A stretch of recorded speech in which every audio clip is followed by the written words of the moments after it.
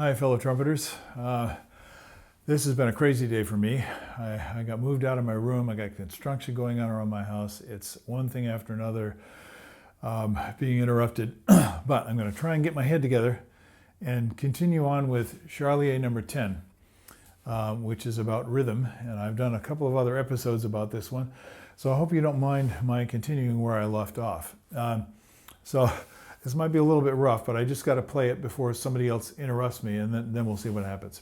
So I'm starting at, it says dolce, and the tempo changes, and the meter changes. Now we're in 3/4.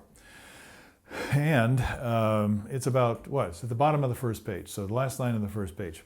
Let's see if I can get through it here.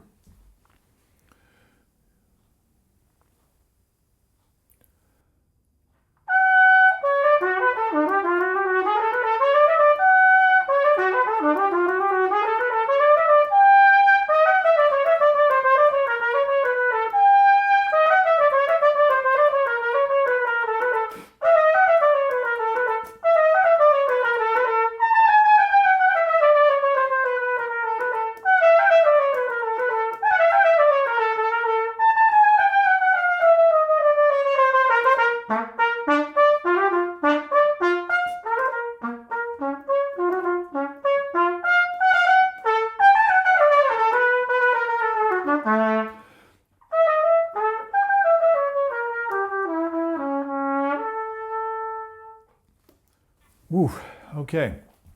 Now, this is a little rough. I'm playing in a totally different room than I normally play in. It does have a nice window, but this is my office, and it's dead.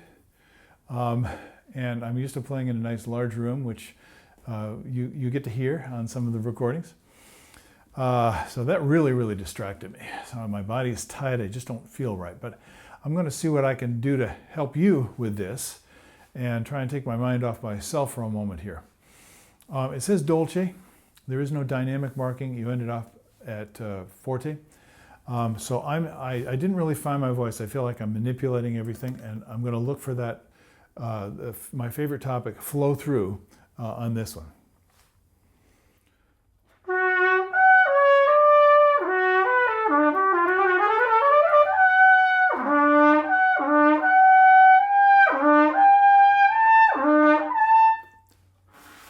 So what I'm doing is I'm trying to find ease in the change between the range. Now, if I have that, that felt a little bit looser, but then I have to start playing notes. And there are a lot of notes. There are a lot of interesting patterns, and there are a lot of interesting articulated patterns. So let's just start with the articulation.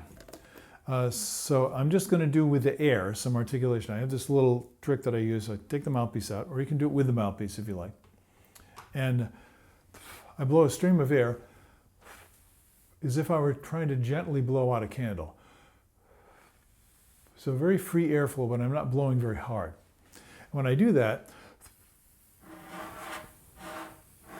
I kind of find the air with the lead pipe.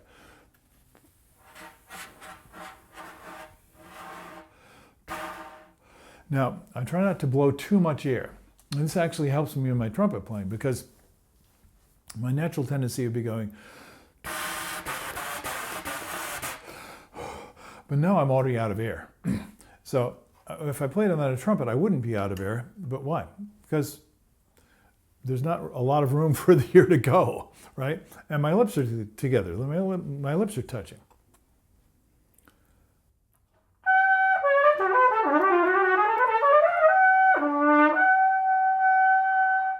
So my tendency is to push against that resistance, and that's what I was feeling. So the first thing I got to straighten out is, can I get my breath relaxed?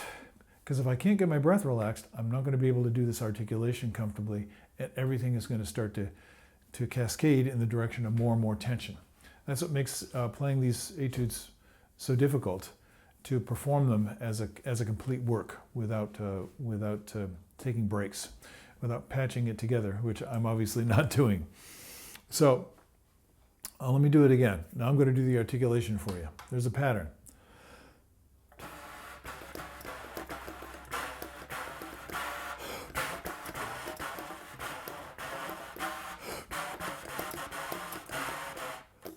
I goofed it up.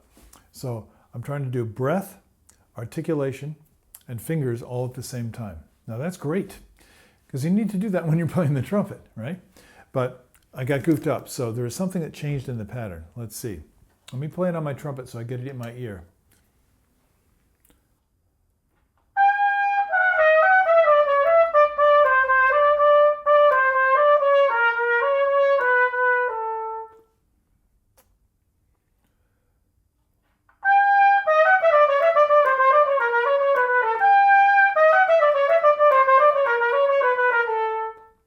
Now, those lines sound a lot the same.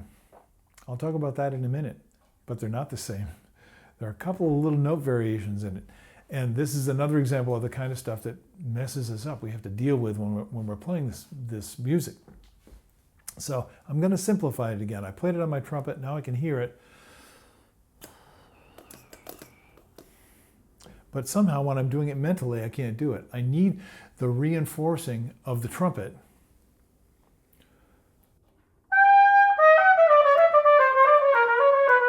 Wow, that feels so much easier, but now I'm going to do it mentally, slower. I feel disoriented when I did that.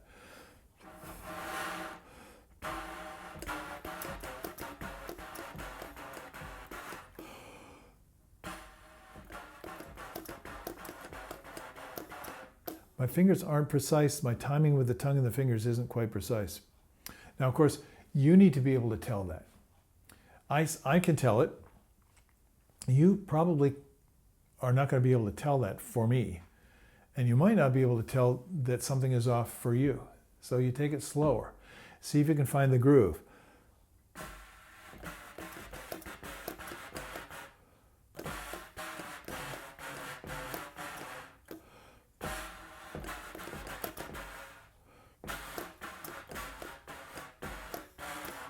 Now I'm learning patterns. And once those patterns become more secure, then I go back to playing it on the trumpet. Maybe I'll take the articulation out. I'll just work sound, slur, and fingers. All right, now I've been through these practice techniques a few times now, and that's the Shelia number 10 seems to be the kind of the example, the working area for all these various techniques. And what they are is practice techniques. So if you just do one until you start to get solid, great. But what I do, and I'm demonstrating it right now, is I'll just jump right back in and try and play it. I want you to keep one thing in mind. When I play this, my biggest problem is breathing. Because you have a 16th note to breathe, basically a 16th note to breathe. So it's got to be very, but the blower needs to stay relaxed. And I was feeling pretty tight. So I need to practice the breathing. So I'm going to do my breathing transitions. What I'm going to do is take a breath more often than I probably would. I'm going to take a breath after each of the quarter notes tied into a 16th. Yeah, let me start with that, and then maybe I'll take a breath at the 16th rests as well. And I think I'm going to have to practice this in order to get more comfortable with it. But let me just try that right off the bat.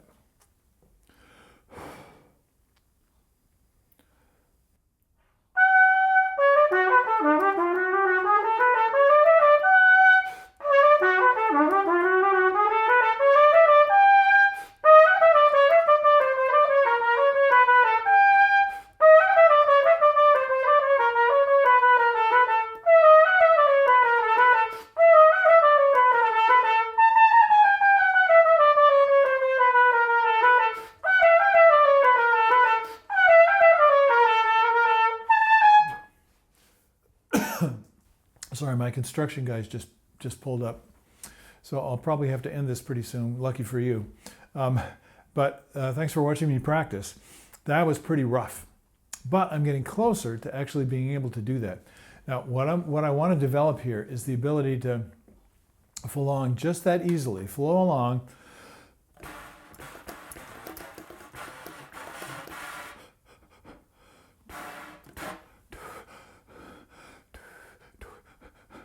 So the ear can move just as easily coming in and flowing out, and it stays relaxed and loose.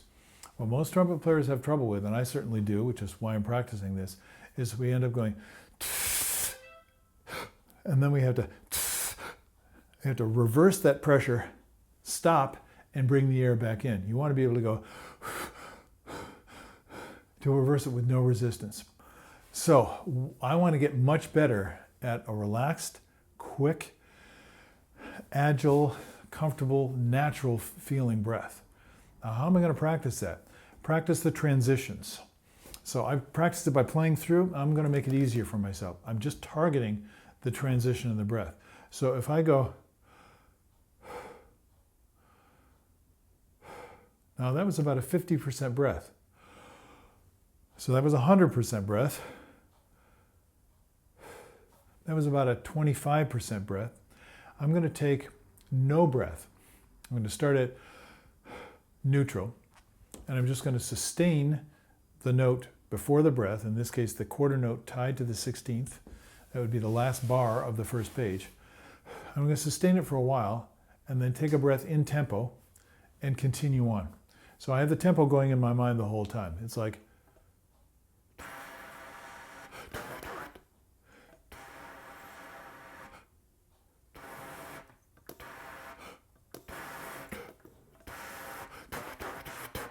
now, I'm trying to do it at tempo, so it's not working. So I'm going to slow it down.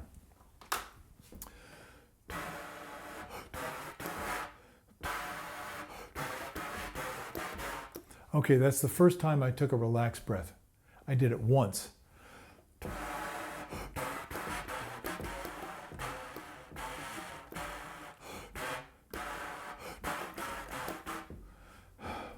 So you see how meticulous I need to be? I'm solving problems. I'm fixing the way I play the trumpet.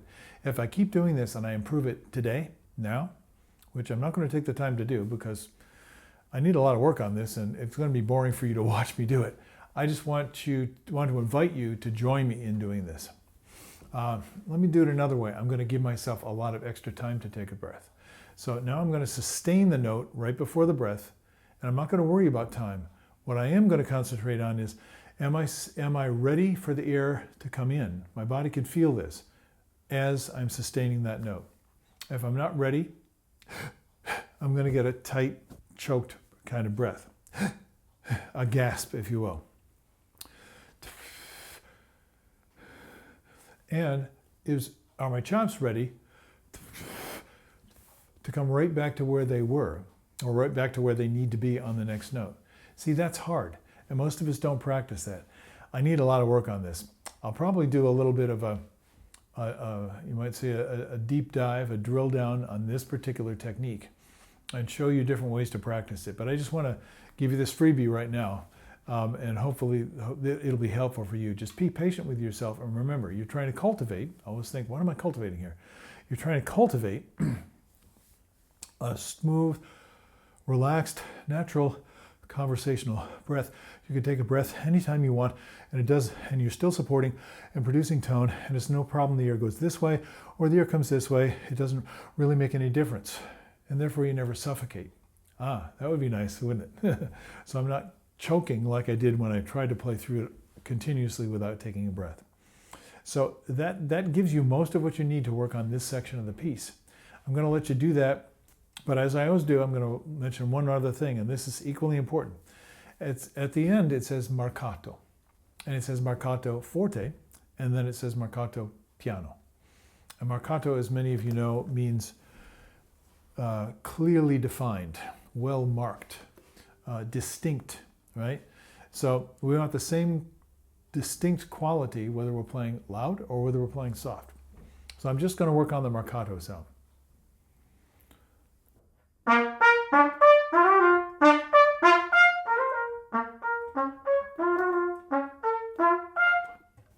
Once more.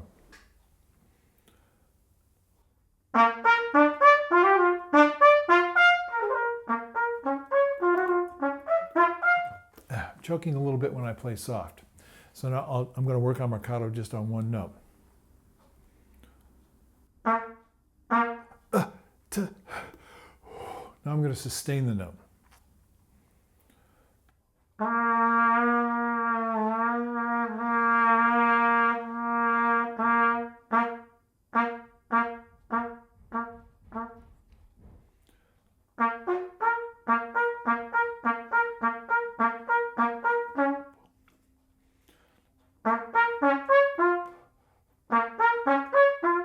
So I hope that gives you a little taste. You see what I'm doing?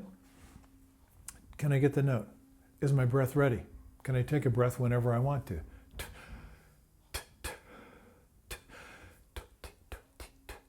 And I'm listening all the time in order to get that quality.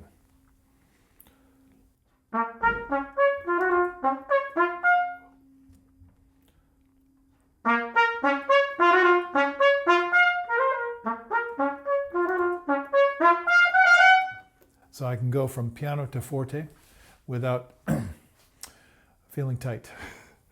Okay, so I hope some of this is helpful to you, and I appreciate you listening for this long. I know it takes a lot of focus and a lot of concentration. Just feel free to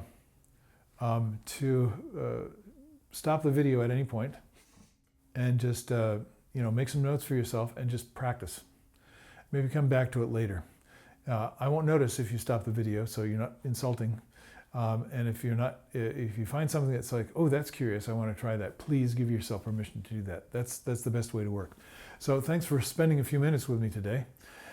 And I hope you join me again in doing this, and I hope that you're finding it helpful. Please explore my channel if you haven't already done so. And I'm giving you what I got, and I'm doing the best I can for you. So I hope that if you get some benefit out of it, you'll tell your friends, and especially apply it in your practice. Have a great day. I'll see you next time. Bye-bye.